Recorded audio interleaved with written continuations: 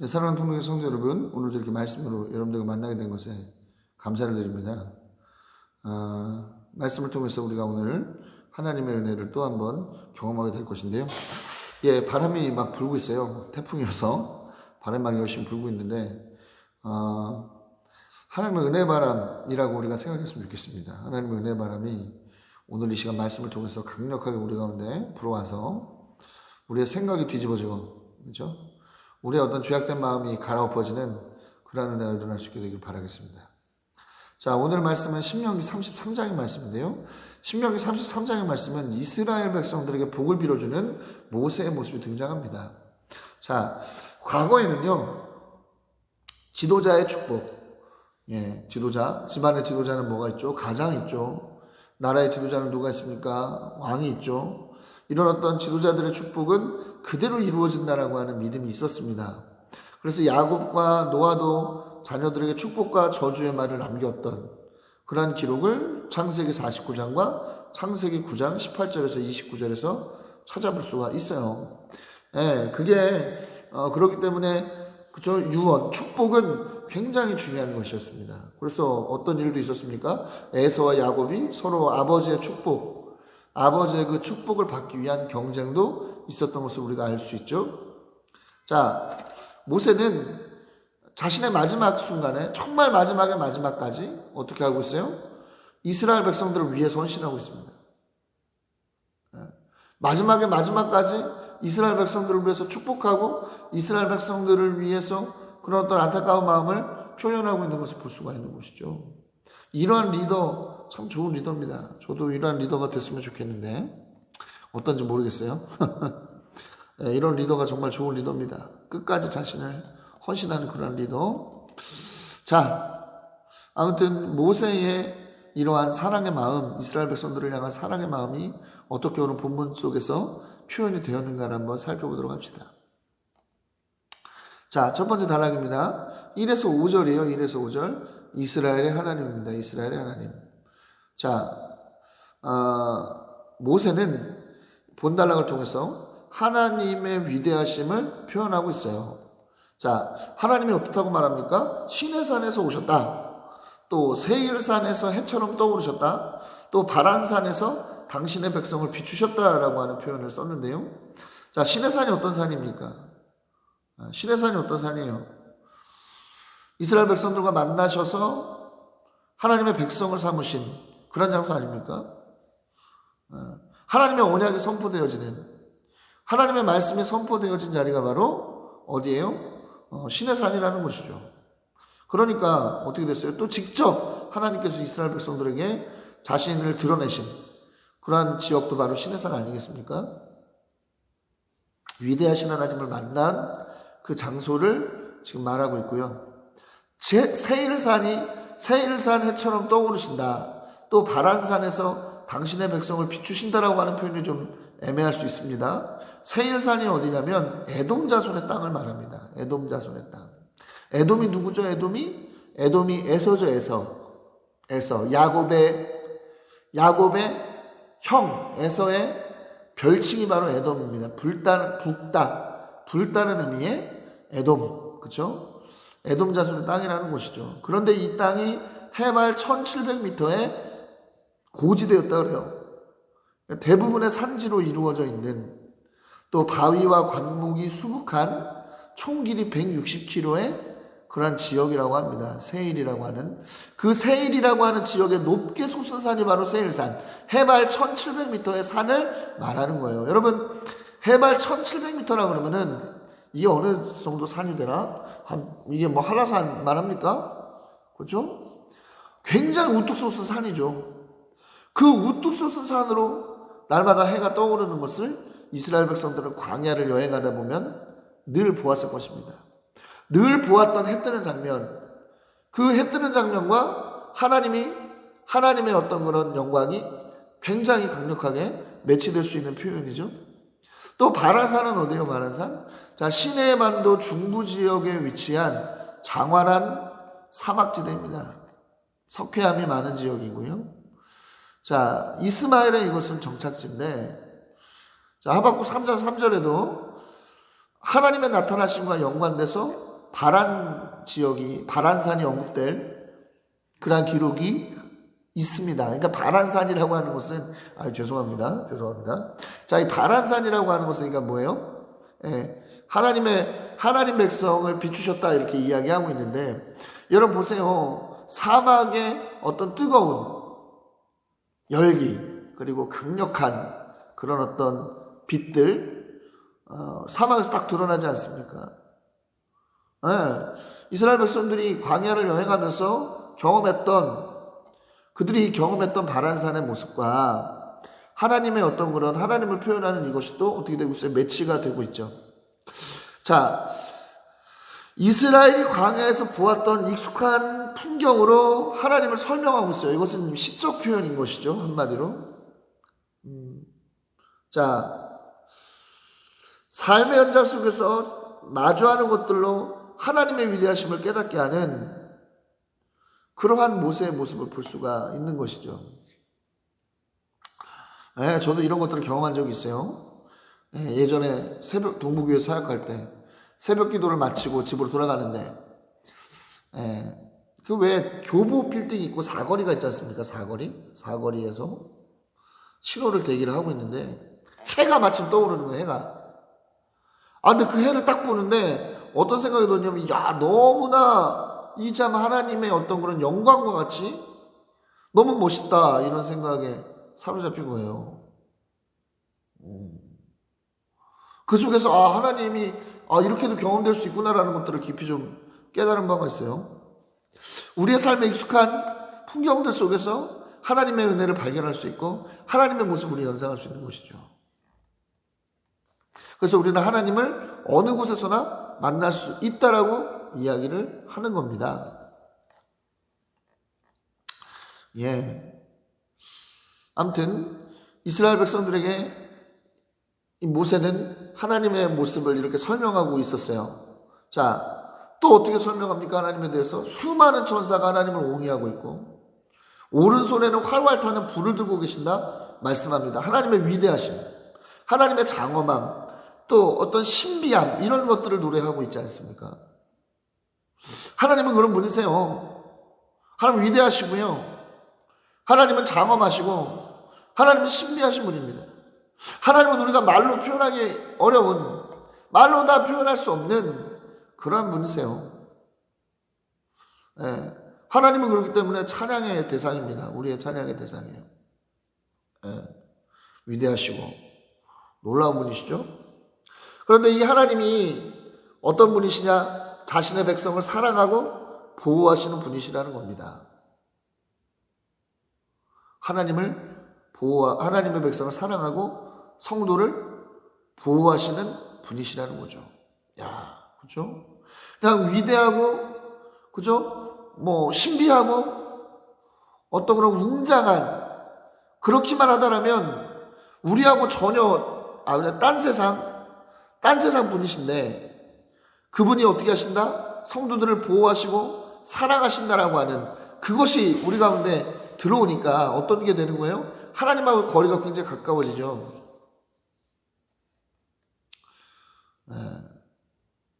여러분, 하나님의 이러한 관계가 우리 가운데 그래서 중요한 거예요. 하나님하고의 그런 어떤 관계, 하나님의 은혜 안에 우리가 들어가지 않으면 하나님은 그저 먼 존재일 뿐입니다. 우리의 상상 속에, 상상 밖에 존재하는 존재, 우리의 삶에 영향을 주시는 존재가 아니라 그냥 삶 속에, 삶 바깥에 있는 존재, 그냥 우리가 외계인을 떠올리듯, 우리가 어떤 다른 존재를 떠올리듯 우리하고 완전히 상관없는 분에 불과할 수밖에 없다는 거예요. 그분이 아무리 위대하더라도. 그러나 그분의 사랑이 우리 가운데 늘 있고 그분의 보호하심 우리 가운데 늘 경험되어지기 때문에 우리는 어떻게 되는 거예요? 그분을 우리 가까이에서, 우리 삶의 가까이에서 느끼고 경험할 수 있는 겁니다.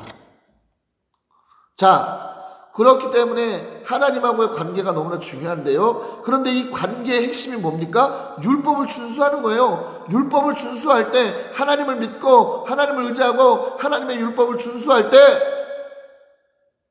이러한 관계가 형성되는 것입니다.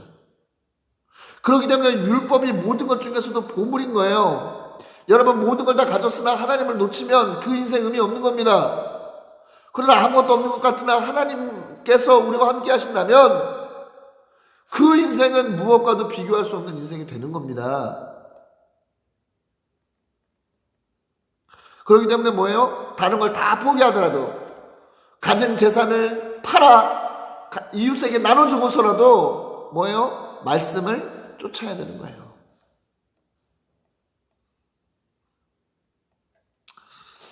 여러분, 우리는 무엇에 몰입하고 무엇에 집중하고 있습니까?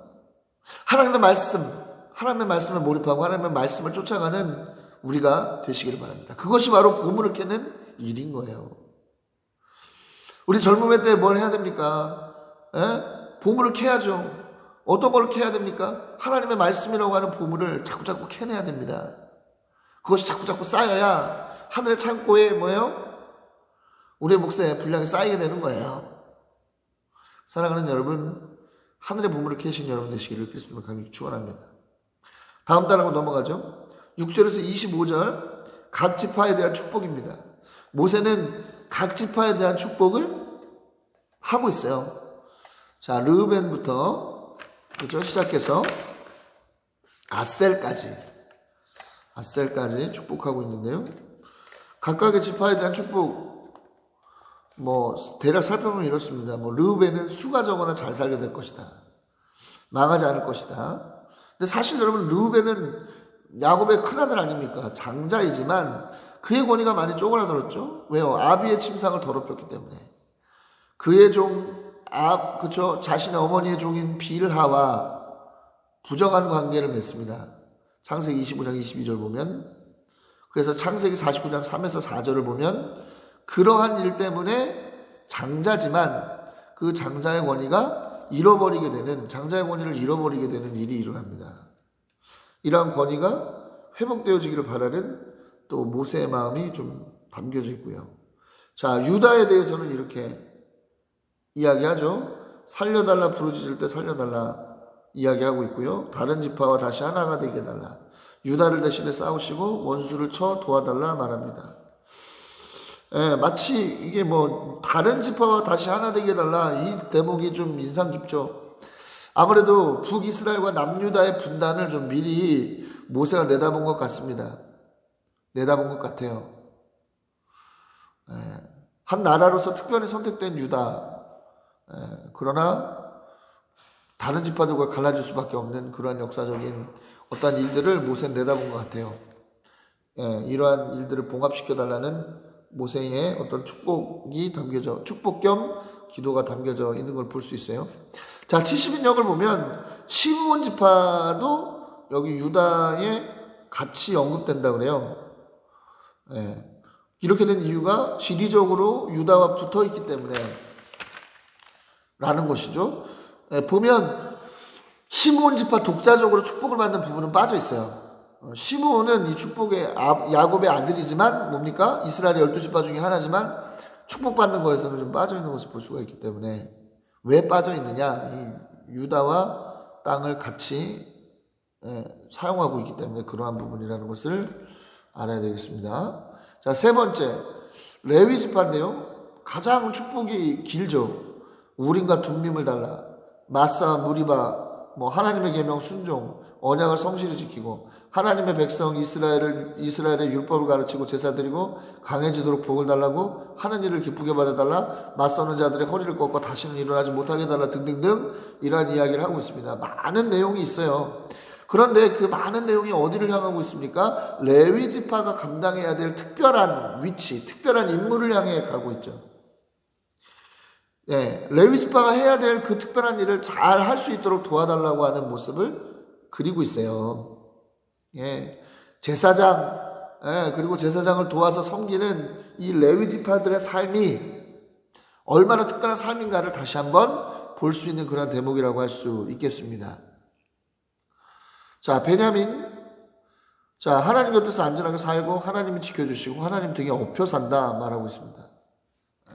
하나님의 등에 업혀 산다.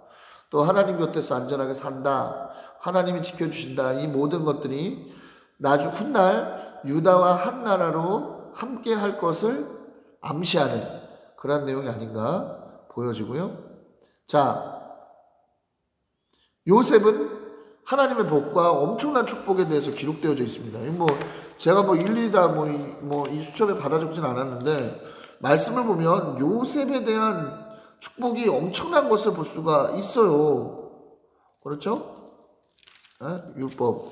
자, 주님께서 그들의 땅에 복을 내리시고, 하늘에서는 하늘의 봄을 이슬이 내리고, 아래에서는 지하의 샘물이 솟아오르고, 햇빛을 받아 익은 온갖 곡식과 달빛을 받아 자란 온갖 과실이 그들의 땅에 풍성할 것이고, 태고쪽부터 있는 언덕은 아주 좋은 과일로 뒤덮일 것이고, 불타는 떨기나무 가운데서 말씀하시는 주님, 선하신 주님께서 그들의 땅에 복을 베푸시니 그 땅이 온갖 좋은 산물로 가득할 것이고, 요셉이 그 형제 가운데 지도자였으니 이런 복을 요셉 지파가 받을 것이다 말하고 있고, 그들은 첫 수송아지와 같은 힘으로 황소의 뿔과 같은 위력으로 그 뿔로 만방을 들이받아 땅끝까지 입을 것이니 에브라임의 자손은 만만이요 므낫세의 자손은 천천이다 이야기하고 있습니다.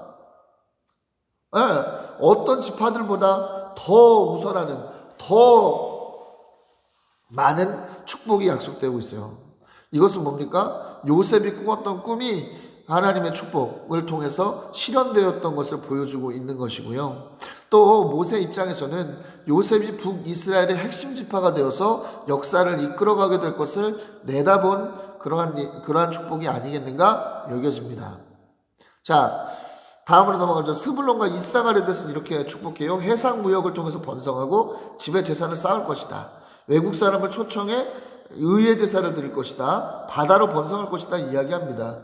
마침 스불론과 이사갈이 차지했던 땅이 지중해와 근접해 있기 때문에 해상무역으로서 번영을 이뤘습니다.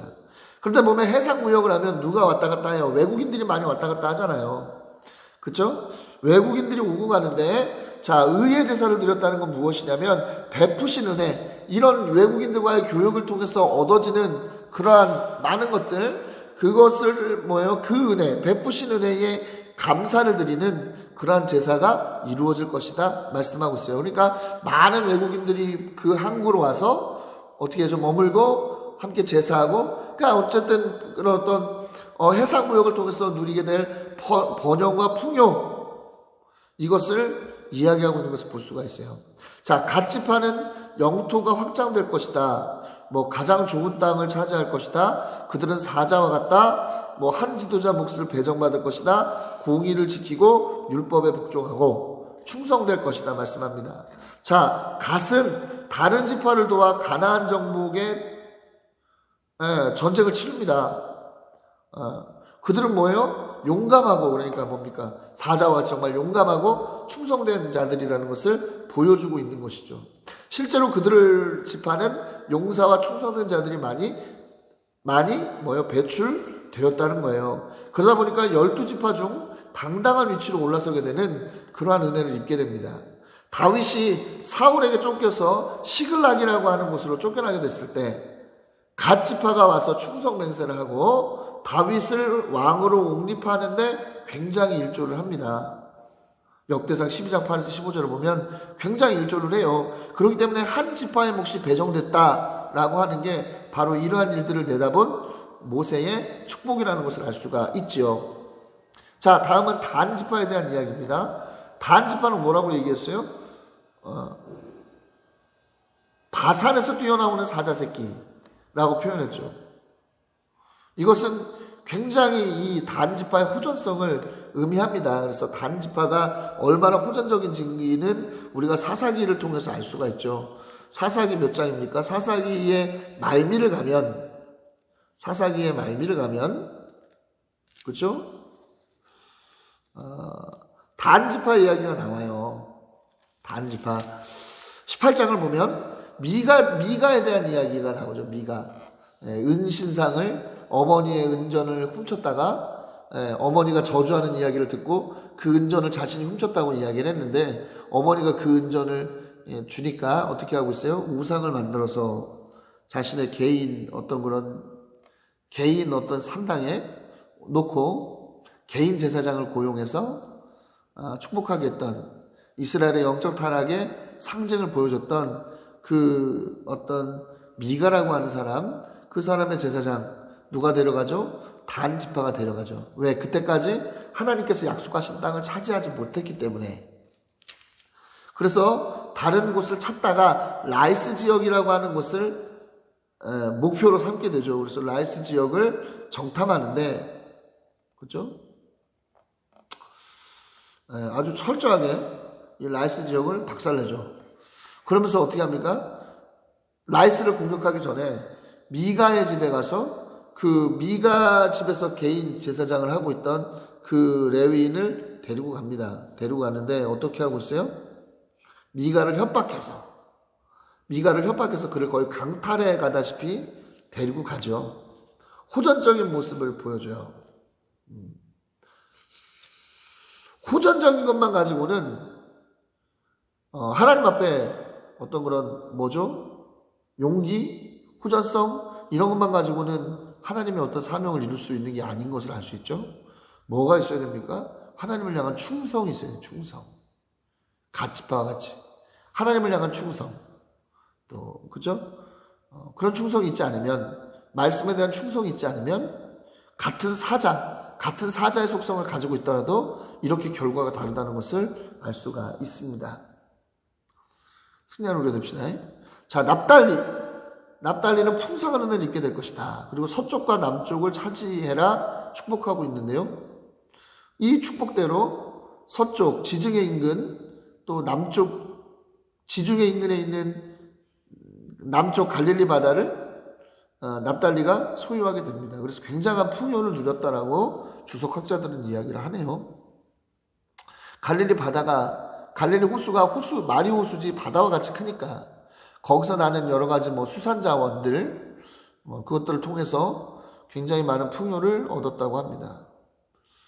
자, 아셀 지파, 마지막 아셀 지파인데, 어느 지파보다 많은 복을 받아라. 형제들의 귀여움을 받고 땅이 올리브로 가득 찬다. 이게 번영의 의미를 가지고 있대요.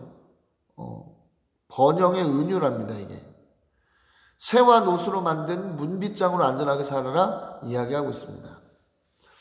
아셀 지파를 굉장히 좀 귀여워했던 것 같아요. 왜? 막둥이는 아닌데 귀여움 많이 받았던 것 같습니다. 자, 전체적으로 창세기 49장에 나오는 야곱의 축복보다는 좀 더 긍정적인 면이 기록되어 있어요. 창세기 49장 보면은 야곱의 축복에는 거의 어떤 저주에 가까운 말도 써 있는데, 일단은 그런 말이 없죠. 오직 풍요와 안전하게 살아갈 것에 대한 그러한 축복만 있습니다. 그러면서 모세는 어떻습니까? 이스라엘 12지파 각각의 미래를 내다봤죠. 그는 탁월한 안목이 있었다는 것을 보여주는 것입니다. 이러한 모습들이. 자, 이러한 탁월한 안목도 그냥 나오는 게 아니에요. 사랑에서 비롯됩니다. 하나님을 사랑할 때 하나님의 영이 그러한 탁월함을 부어주죠. 그리고 그 탁월한 안목으로 이스라엘 백성들 하나하나를 살펴보았기 때문에 이러한 축복이 가능한 거예요. 여러분, 사랑해야 축복이 가능하다는 것이죠. 사랑하는 우리가 됩시다. 우리 이런 안목도 소유해야 됩니다. 누구에게나 장점은 있거든. 아무리 그냥 바보 같아 보이는 사람들에게도 장점이 있고 좋은 면이 있어요. 그 좋은 면을 발견할 수 있는 안목이 필요합니다. 그러려면 사랑하는 마음이 있어야 되는 거예요. 그렇지 않으면 이러한 부분들을 온전히 활용할 수 없습니다. 이러한 부분들을 기억하시고 사랑을 소유하시는 여러분, 또 깊은 그것을 통해서 주어지는 깊은 안목을 소유하시는 여러분 되시기를 그리스도의 이름으로 강력히 축원합니다. 자, 26에서 29절 마지막 단락입니다. 하나님 같은 신은 없다 입니다. 자, 모세는 다시 하나님의 도우심 이야기합니다. 하늘에 있는 하늘에서 구름을 타고 위험 있게 오신다. 하나님은 멀리 계신 분이 아니라 우리 삶에 가까이 오시는 분이라는 걸 다시 한번, 도우시는 분이다라는 걸 다시 한번 강조하고 있고요. 하나님은 피난처시라고 고백해요. 왜? 영원한 발로 떠받쳐 주시기 때문에. 또 진격할 때 원수를 쫓아내시고 진멸할 것을 명령하신다. 또 풍성한 땅, 포도주, 하늘에서 내리는 이슬에 흠뻑 젖은 땅 이야기하고 있고, 그러한 땅에서 평화를 누리고 안전하게 될 것을 이야기합니다. 하나님 같은 신은 없다는 것이죠.